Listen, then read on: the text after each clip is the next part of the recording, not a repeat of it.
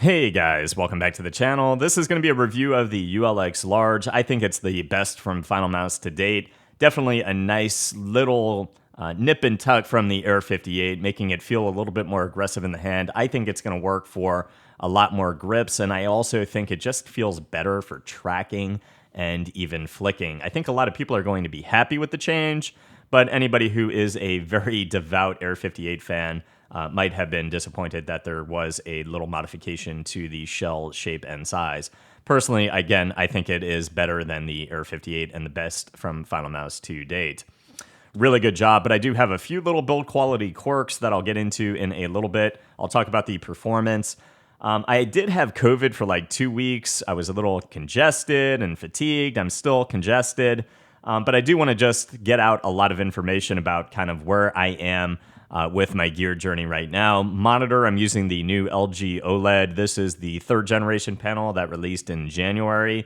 I think it's the best OLED I've tested to date. I've compared it again to the Alienware OLED, or excuse me, QD OLED. I did buy another one, returned it again. I'm sticking with the LG OLED. I think it just has better OSD features, better visibility in game, and just I'm able to customize it in a way that almost looks like an NVIDIA overlay.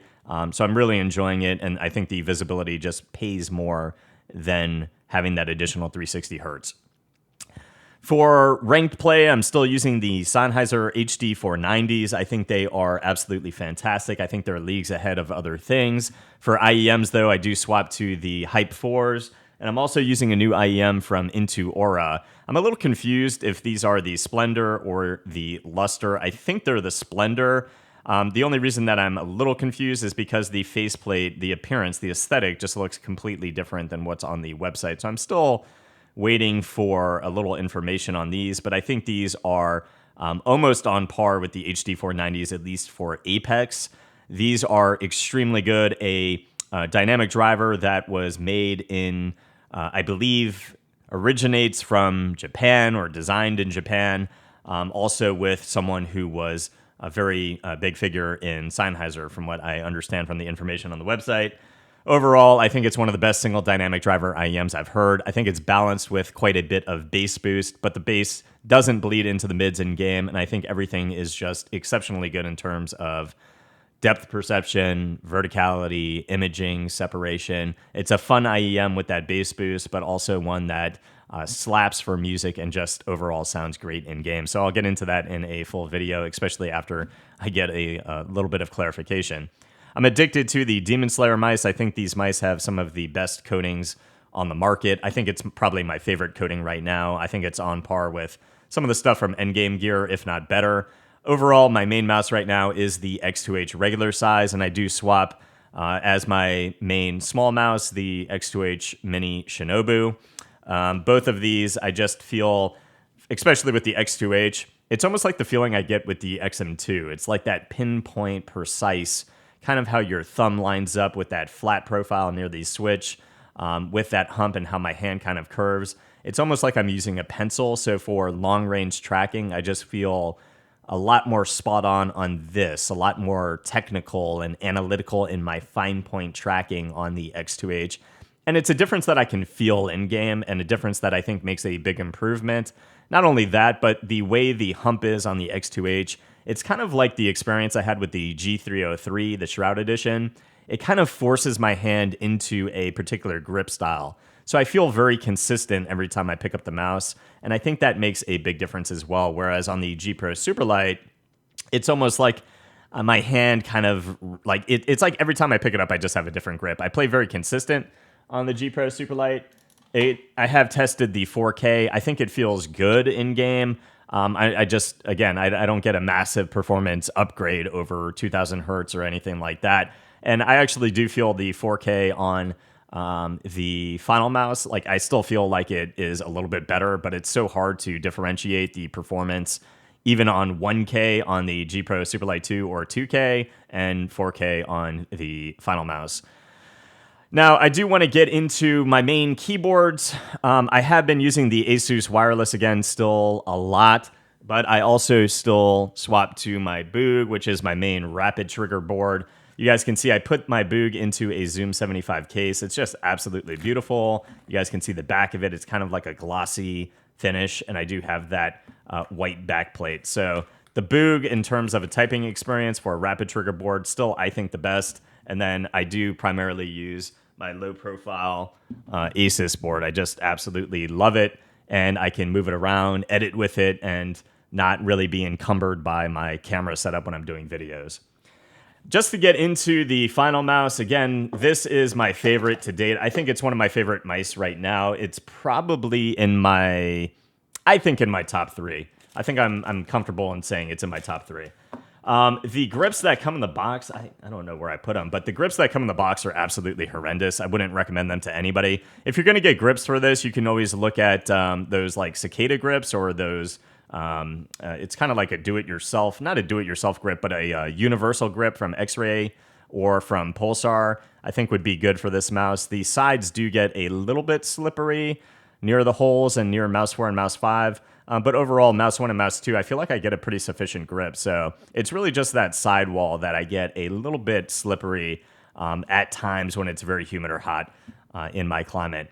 But let's talk about the build quality of the ULX Large, and then we'll get into the performance and some comparisons with this array of magnesium mice. You guys can probably tell I really enjoy magnesium mice. The build quality segment I think is going to be pretty quick, because in-game there's just no build quality things that bother me at all, but when you are doing a build quality test, there's certainly certain things that you will notice.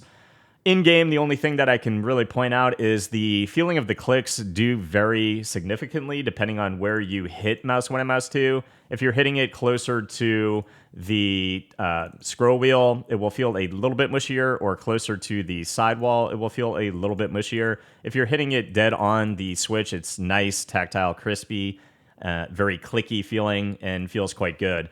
I just stay away from the other areas, so for me, everything felt quite good. There is a little bit of flex in the carbon fiber composite, so if you're spraying somebody or tracking somebody and getting a little bit of aggressive with your index finger or middle finger, you will feel that carbon fiber composite flex ever so slightly and move with your finger movement. Overall, nothing that bothered me in game. Scroll wheel is nice and light. It does have very fast steps, but they are defined enough to feel every single one of them. Mouse 3, very spammable. The side buttons have a little bit of pre-travel and barely any post-travel at all, so they do feel very clicky and not mushy at all. The plastic does sway a very minute amount if you are going towards the bottom or the top of mouse 4 or mouse 5. Overall, everything feels very good in game.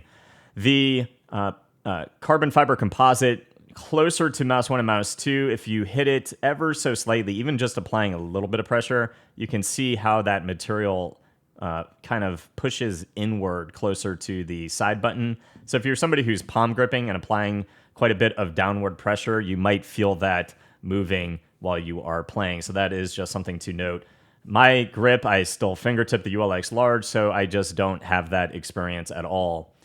The default skates, to me, seem perfectly fine. My performance so far has been great, so no build quality concerns in terms of any dropouts or any stutters. And you can see mouse 1, just getting to the aesthetics, you can still see those cables on the inside of the mouse. Mouse 1, or mouse 2 and mouse 1, I still have the indentations from the switches in the carbon fiber composite. So if you're somebody who cares about that when you're spending this much money, that's just something to note.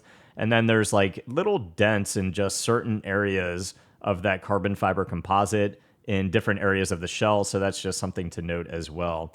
Overall, though, again, nothing in-game that bothers me at all. To me, the mouse feels fantastic, and I think it's the best that I've had from Finalmouse so far. Getting into some size comparisons, you can see the mouse next to the Beast X Regular. The click height sits a little bit higher, the hump is a little bit higher, and of course the mouse is a little bit larger overall. But if somebody wanted a little bit of a larger Beast X, you definitely get that with the large ULX. You can see it next to the Beast X Mini, definitely quite a bit bigger, but the Beast X Mini, of course, being almost one-to-one with the Cape Town or the ULX Small, you can really see a size comparison there.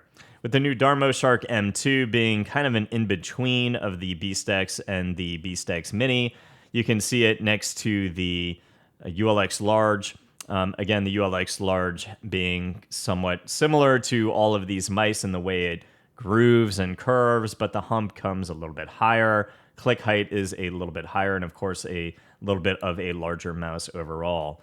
The B-Stex regular feels absolutely fantastic, especially if you have large hands like mine and you are fingertip gripping.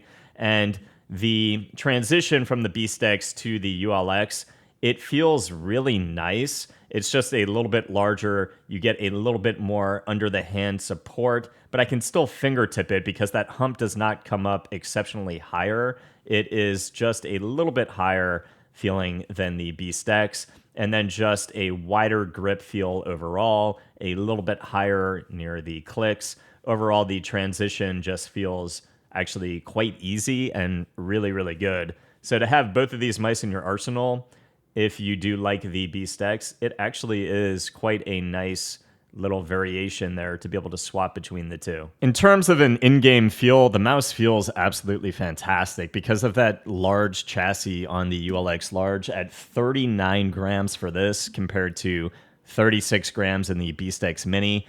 That large chassis with that lightweight just makes it feel like such a light and airy experience. To me, it's perfectly weight balanced, and it's just so easy to move and just flick and get anywhere you want on your pad. I think one of the most important things in ranked play, I don't want to have any like stutters or feelings of radio frequency issues. The mouse, to me, in 4K, I had no feelings of my mouse ever stuttering, no hiccups, no dropouts. So the performance so far has been fantastic for ranked play. The mouse, even though for its larger size, long-range tracking feels fantastic. It feels minute. I don't have any issues with pinpoint tracking. And then for overall flick play, I do feel that that lightweight really just feels fantastic when whipping around shotguns, wingman. Everything just feels fluid, fast, and nice. So guys, that is it for this one. The ULX Large is the best from Finalmouse to date, in my personal opinion. I love it over the Air 58, and I love it over the medium and the small. It is a really nice feeling mouse at 39 grams with no build quality concerns that affect me in game. I don't think it's going to overtake my main, which is the X2H. I'm kind of between the regular and the mini. Right now, I think I'm preferring the regular, especially in the 10 Gen that does provide that a little bit additional coating that makes that shape feel even better. Overall, though, the ULX is most definitely in my top 3, and overall just a generally insanely good performing mouse. I recommend it. Whether the price is right for you guys, that's going to have to be an analysis that you perform. But as a consumer, I purchased this myself. I absolutely love the ULX Large, and it's definitely got that freshness certification. That's it for this one, guys. I hope it helped. If it did, please leave a sub to the channel. I'll see you guys in the next review. Peace.